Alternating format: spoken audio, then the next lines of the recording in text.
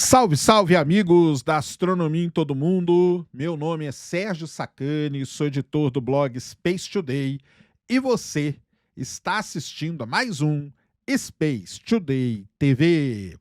No programa de hoje vamos falar sobre a morte dos dinossauros, isso mesmo, a última grande extinção em massa que teve na Terra, um evento catastrófico que aconteceu há 66 milhões de anos atrás e que acabou com o reinado dos dinossauros aqui no planeta Terra. E você sabe como que eles morreram? Foi por conta do impacto? Foi. Mas o que que o impacto fez? Depois que teve o impacto do grande asteroide que bateu aqui na Terra, aconteceu um incêndio no planeta inteiro. Incêndio no planeta inteiro. E esse incêndio acabou incinerando os dinossauros. Como que a gente sabe disso? Vamos entender tudo isso, essa história toda, como que os pesquisadores chegaram a essa conclusão. É o dia em que o céu da Terra pegou fogo. Manda a vinheta.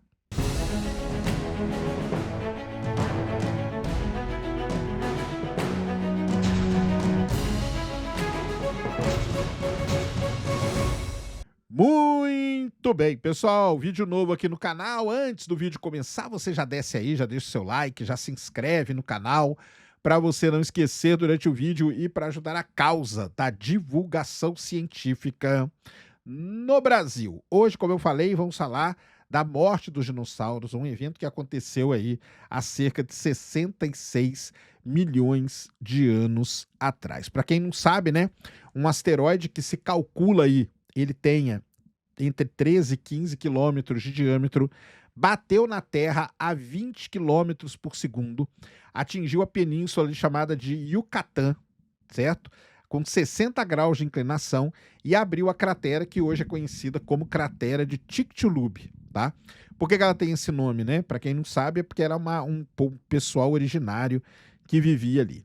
A extinção que seguiu acabou, né, com 75% das espécies vivas na Terra, certo?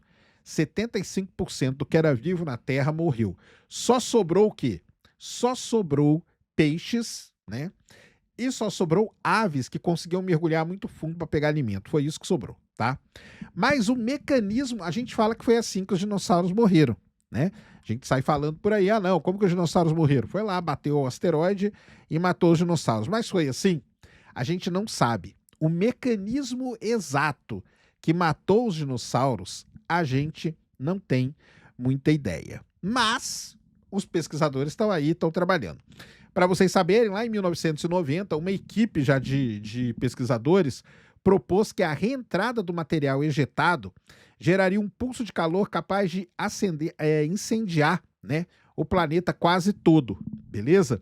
E essa fuligem aí, que foi encontrada no limite da camada KPG, que a gente chama, tá? Que foi esse que é o momento ali que acabou, né, com a vida dos dinossauros, sustentava essa ideia.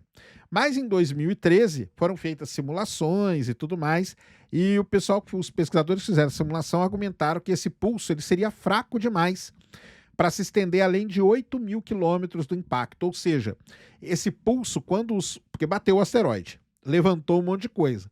Quando essa coisa voltou, uma equipe defende que nessa volta pegou fogo no planeta todo e a outra diz que não, que isso aí não era capaz, que só ia incendiar 8.000 quilômetros ao redor do impacto, beleza? E aí essa hipótese aí ficou meio deixada de lado e a gente não sabia bem o mecanismo e nem nada disso. Mas agora acabou de ser publicado um trabalho, tá, que resolveu o impasse, achando uma peça muito importante que faltava em tudo isso, que é a poeira fina. Então o que acontece basicamente é o seguinte: quando bateu o asteroide aqui de 13 a 15 quilômetros, ele vaporizou a rocha. Essa pluma de vapor, rocha vaporizada, subiu acima da atmosfera. Na hora que ela chegou lá em cima, ela esfriou, se condensou, presta atenção, em bilhões de microesferinhas de vidro, tá? Com cerca de 250 microns. Aí as simulações mostraram que 44% do vapor não condensou. A pluma rarefez rápido demais. E aí vem a primeira coisa que é nova nessa pesquisa toda, né? Os modelos usavam 315 gigapascal como limiar de vaporização, mas os experimentos de laboratório provaram que 233 gigapascal era o suficiente. Quando você vai lá e corrige esse volume vaporizado, quando você corrige esse dado, o volume de rocha vaporizado sobe de 242 para 1.139 quilômetros cúbicos. E aí, se você usar o modelo antigo, que era apenas 233, né, você não tem rocha suficiente para incendiar a Terra toda. Quando você usa 1.139 quilômetros cúbicos, os modelos, então, né, eles começam a fazer mais sentido, tá? A massa calculada dessa poeira aí que vaporizou é de 1,7 quatrilhão de quilos, tá? Quatrilhão de quilos. Outra coisa importante, na hora que reentrou a vários quilômetros por segundo, né? Porque esse negócio reentrou é como se fosse uma chuva de meteoro, beleza? Essas esferazinhas, né? Que o pessoal chama de esférula de vapor, elas se comportam de forma diferente. Então, é como se fosse, né? Tem coisa que atravessa de forma dependendo da densidade, tá? Isso que é importante. A densidade é que vai interferir como que essas esférulas se comportam, tá? E aí, os pesquisadores agora conseguiram chegar num número para isso, que era o chamado parâmetro de desacoplamento, tá? E para Chicxulub ele deu de 0,565, tá? Que é uma separação muito, muito grande. Se o vapor se separou, aí vem a questão, para onde que ele foi? E a resposta, né, está num lugar, um sítio arqueológico, tá, que preservou peixes mortos desde o dia do impacto do asteroide. E sabe o que você tem ali? Você tem esférulas nas guelras dos peixes. Olha só que legal.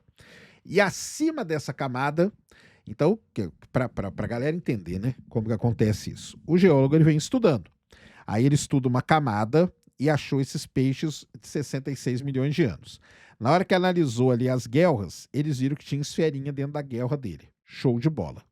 Acima dessa camada, tem uma camada rica em irídio. Lembrando que o irídio é o marcador fundamental, porque o irídio não tem aqui na Terra, ele só tem em asteroides. Então, nessa camada de irídio, você não tinha esfera.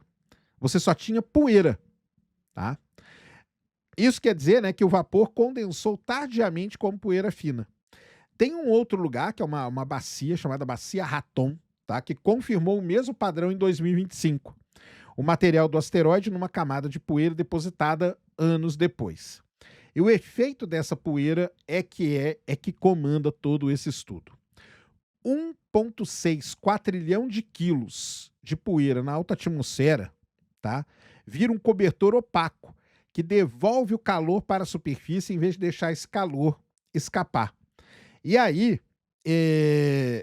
com a poeira, com a radiação, tá, talvez você não conseguisse, vamos dizer assim, criar incêndios, tá, em troncos de madeira seca, porque eles precisam aí de cerca de 20 quilowatts por metro quadrado, sustentando essa energia por 20 minutos.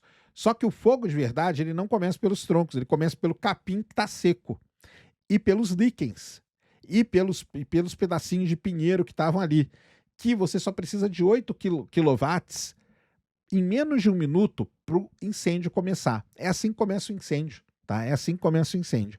E o fluxo calculado passa longe disso, tá?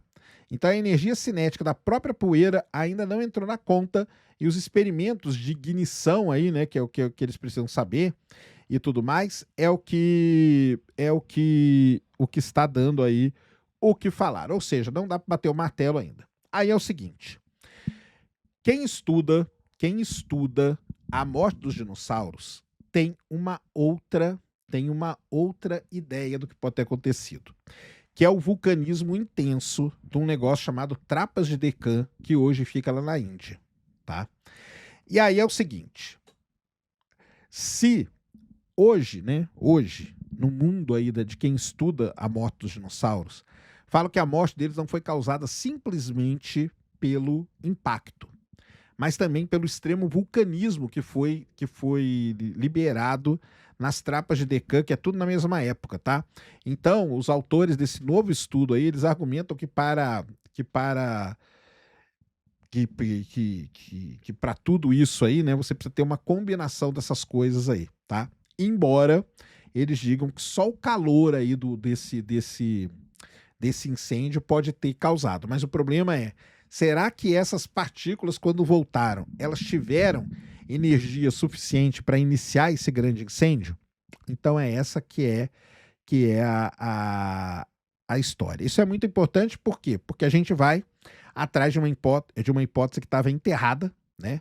Então o calor e fogo voltam ao centro da discussão da maior extinção em massa da Terra, tá?